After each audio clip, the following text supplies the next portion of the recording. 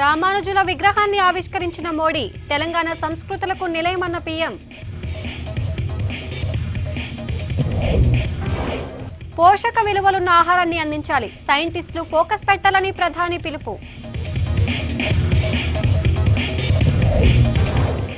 రాష్ట్రంలో పడిపోతున్న రాత్రి ఉష్ణోగ్రతలు, 2 రోజుల పాటు హైదరాబాద్కి తప్పని చలి.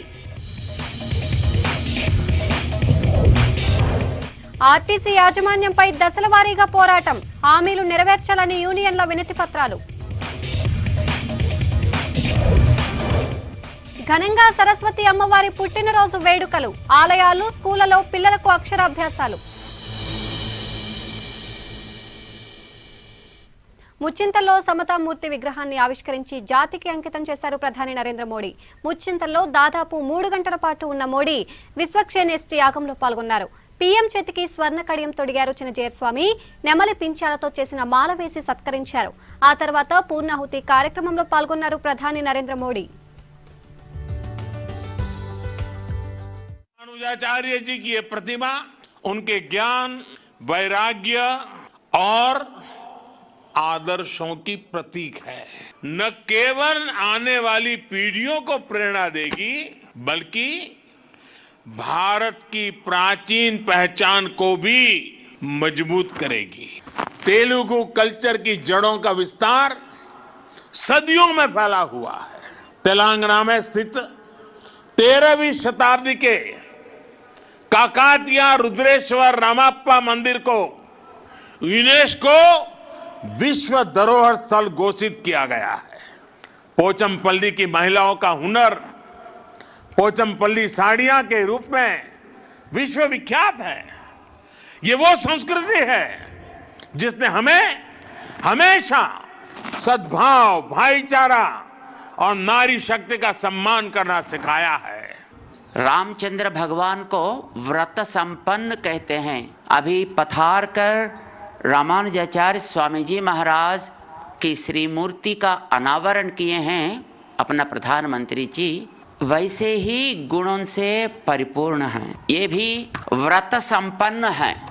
देश में रहने वाले गर्व से मैं भारत हूँ, मैं हिंदू हूँ, ऐसा अपने दिल में हाथ रखकर कहने का ताकत ये आने के बाद ही हुआ है। गर्व से अब सिर उठाकर हम रह सकते हैं। సమతామూర్తి కేంద్రానికి వెళ్లిన ప్రధాని మోడీ అక్కడ 108 దివ్య దేశాల్లోని ఆలయాలు సందర్శించారు. భద్రవేది మొదటి అంతస్తులోని రామానుజాచార్యుల 120 కిలోల బంగారు విగ్రహాన్ని చూశారు. భవిష్యత్తు తరాలకు రామానుజాచార్యుల స్ఫూర్తిని తెలియజేస్తోందన్నారు ప్రధాని నరేంద్ర మోడీ. సమానత్వ నినాదంతోనే తమ పాలన కొనసాగుతోందన్నారు. అంబేద్కర్ కూడా రామానుజాచార్యులను ప్రశంసించారని గుర్తు చేశారు ప్రధాని నరేంద్ర మోడీ. తెలంగాణ సంస్కృతి గొప్పదన్న ప్రధాని రాష్ట్రంలోని పోచంపల్లిని ప్రపంచం గుర్తించిందన్నారు.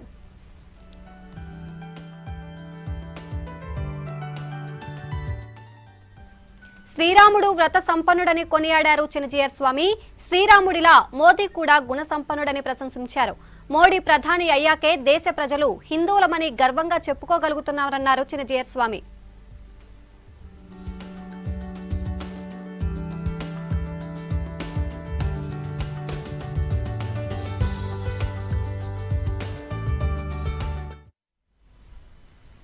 దేశంలో ఆహార ధాన్యాల ఉత్పత్తి పెంచడం కంటే కూడా పోషక విలువలున్న ఆహారం అందించడంపై ఫోకస్ పెట్టాలని సైంటిస్టులకు సూచించారు ప్రధాని మంత్రి నరేంద్ర మోడీ.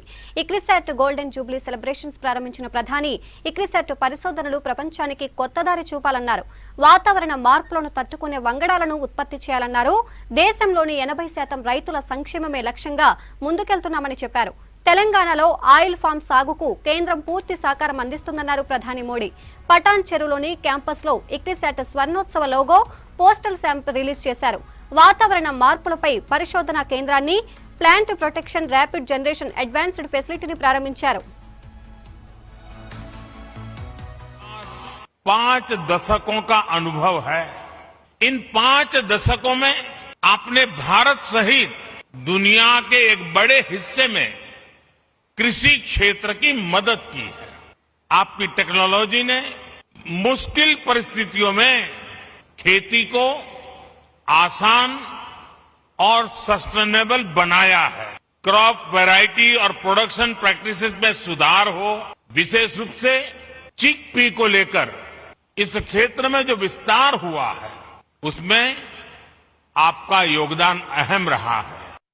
यह वर्ष आजादी के अमृत महोत्सव का वर्ष है और इसी वर्ष एग्रीसेट के भी 50 वर्ष पूरे हो रहे हैं।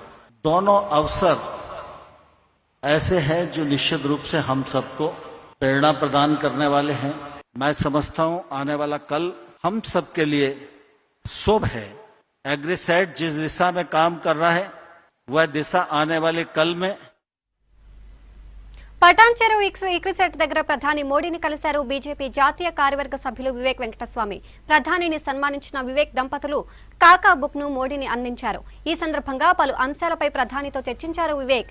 రాష్ట్రంలో రాజకీయ పరిస్థితులను కూడా మోడీ ఆరా తీసినట్లు తెలుస్తోంది.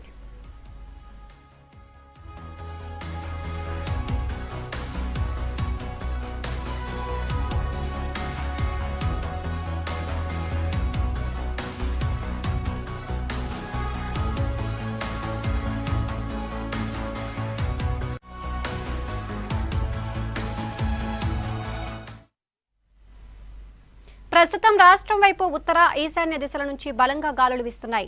దీంతో రాత్రిపూట ఉష్ణోగ్రతలు తగ్గాయంటున్నారు అధికారులు. ఉత్తర తెలంగాణ జిల్లాల్లో బలంగా చల్లగాలులు వీసే అవకాశం ఉంది. హైదరాబాద్ లో కొన్ని ప్రాంతాల్లో 10 డిగ్రీల ఉష్ణోగ్రతలు నమోదవుతాయని చెప్పారు. మరిన్ని వివరాలు హరిత అందిస్తారు.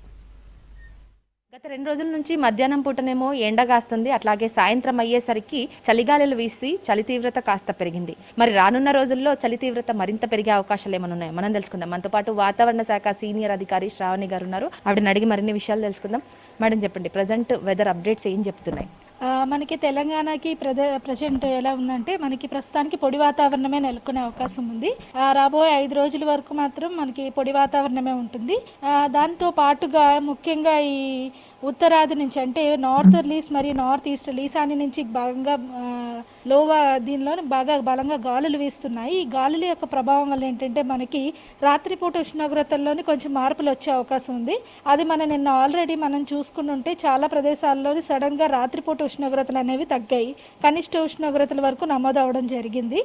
తెలంగాణలో ముఖ్యంగా కొన్ని ప్రదేశాల్లోని ముఖ్యంగా ఉత్తర తెలంగాణ మరియు రంగారెడ్డి, మెదక్, వికారాబాద్ మరియు మన సంగారెడ్డి అంటే హైదరాబాద్ చుట్టుప్రక్కల ప్రాంతాల్లోని కొద్దిగా అత్యల్ప ఉష్ణోగ్రతలు నమోదయ్యే అవకాశం ఉంది. చలిగాలులు కూడా వీసే అవకాశం ఉంది. దీన్ని మనం కోల్డ్ వేవ్ అలర్ట్ గా భావించవచ్చా? అట్లాగే తెలంగాణ రాష్ట్రంలో గరిష్ట కనిష్ట ఉష్ణోగ్రతలు ఏ విధంగా నమోదవుతున్నాయి? గరిష్ట ఉష్ణోగ్రతలు అనేవి సాధారణంగానే నమోదవుతున్నాయి. కనిష్ట ఉష్ణోగ్రతల్లోనైతే చాలా మార్పులు రావడం జరిగింది.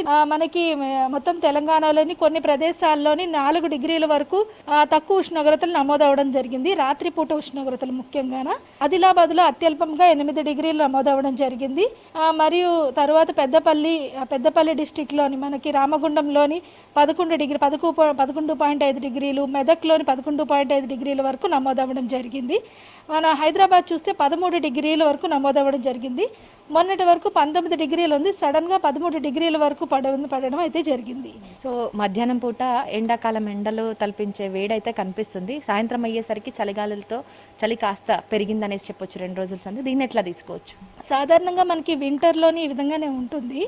సన్ కొంచెం అంటే పొజిషన్ చేంజెస్ కూడా ఉంటాయి. ఆఫ్టర్ దట్ జనవరి కొంచెం పొజిషనల్ చేంజ్ వల్ల ఏంటంటే మనకి క్లియర్ స్కై వల్ల అంటే మేఘాలు ఏమీ లేకపోవడం వల్ల ఉదయం పూట అంతా మనకి చాలా ఎక్కువగా సన్ రైజ్ ఉండి బాగా ఎండగా అనిపిస్తుంది. సాయంత్రం అయ్యేసరికి అంటే మనకి sunrise and sunset hours అనేవి తక్కువగా ఉంటాయి మనకి శీతాకాలంలో. ముఖ్యంగా సాయంత్రం అయ్యేసరికి భూమి నుంచి వచ్చే చల్లటి గాలుల వల్ల ఏంటంటే మనకి కనిష్ట ఉష్ణోగ్రతలు అనేవి సాధారణంగా తగ్గుతూ ఉంటాయి.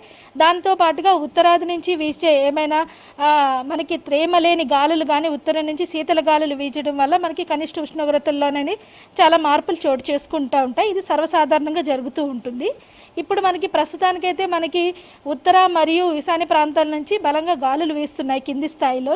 సిటీ విషయానికి వద్దాం. ఇక సిటీలో కూడా 19 డిగ్రీల నుంచి 13 డిగ్రీల వరకు ఉష్ణోగ్రతలు పడిపోయాయనేసి మీరు చెప్తున్నారు. సో రానున్న 2-3 రోజులు సిటీ విషయానికి వస్తే ఎట్లా ఉండబోతుంది? ఇప్పటి వరకు నమోదైన ఉష్ణోగ్రతల్లో కనిష్టంగా పడిపోయిన ఉష్ణోగ్రతలు సిటీ విషయం. సిటీలోనేనంటే మనకి ఇంతకు ముందు ఒక వెస్టర్న్ డిస్టర్బెన్స్ వల్ల కూడా మనకి చాలా వరకు ఉష్ణోగ్రతలు అయితే తగ్గాయి.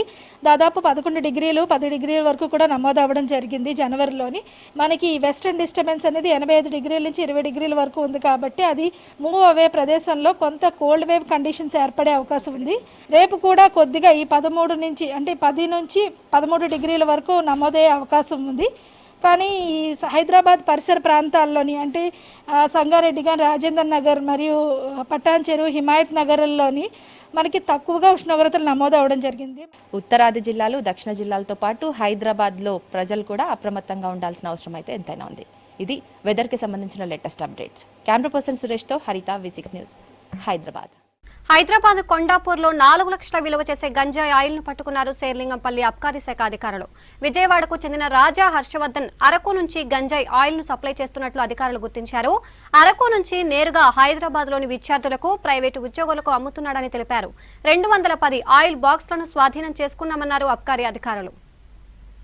ఉన్న సమాచారం మేరకు కొండాపూర్ హబీజ్పేట్లో ఒక వ్యక్తి హ్యాషిషాలు అమ్ముతున్నాడని చెప్పి పక్కా సమాచారం ఉండడంతో మేము దాడులు చేయడం జరిగింది. దాంట్లో భాగంగా హర్షవర్ధన్ అనే ఒక వ్యక్తిని అదుపులో తీసుకోవడం జరిగింది. అతని దగ్గర నుంచి దాదాపు 230 బాటిల్స్ను హ్యాషిషాల్ బాటిల్స్ను సీజ్ చేయడం జరిగింది. ఒక్కొక్క బాటిల్ వచ్చేసి 5 గ్రాములు ఉంది. దాని కాస్ట్ వచ్చేసి బయట వాళ్ళ మార్కెట్లో 2000 ఉండేది. ఒక్కొక్క కాస్ట్ మొత్తం 4 లక్షల రూపాయల సరుకుని సీజ్ చేయడం జరిగింది హాషిష్ ఆయిల్ని. అయితే అతను అరకు నుంచి పోయి తీసుకొచ్చి ఇక్కడ చిన్న బాటిల్గా తయారు చేసి 5 ml బాటిల్గా తయారు చేసి ఒక్కొక్క బాటిల్ వచ్చేసి 2000 రూపాయల లెక్క అమ్మడం జరుగుతూ ఉంది. అతన్ని అరెస్ట్ చేసి బాటిల్ అన్ని సీజ్ చేయడం జరిగింది.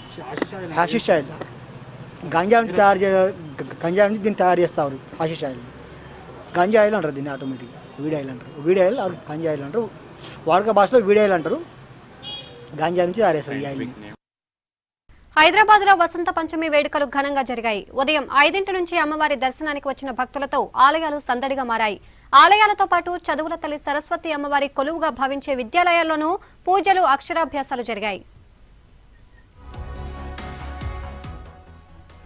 ముషీరాబాద్ జ్ఞాన సరస్వతి అమ్మవారి ఆలయంలో ఉదయం అభిషేకంతో పూజా కార్యక్రమాలు మొదలయ్యాయి. అక్షరాభ్యాసం, అర్చన, హోమం జరిగాయి. ఉదయం ప్రారంభమైన అక్షరాభ్యాసాలు రాత్రి 8 దాకా కొనసాగాయి. బాసర, వర్గల్ లాంటి దేవాలయాలకు వెళ్లే వాళ్ళు కూడా ఈసారి కరోనా భయంతో సిటీలోనే ఆలయాల్లోనే పిల్లలకు అక్షరాభ్యాసాలు చేయించుకున్నారు.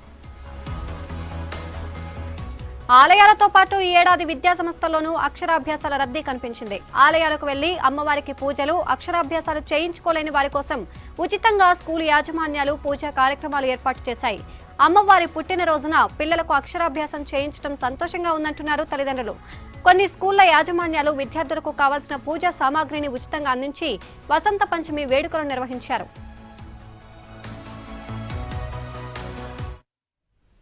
That's all for now. Stay tuned.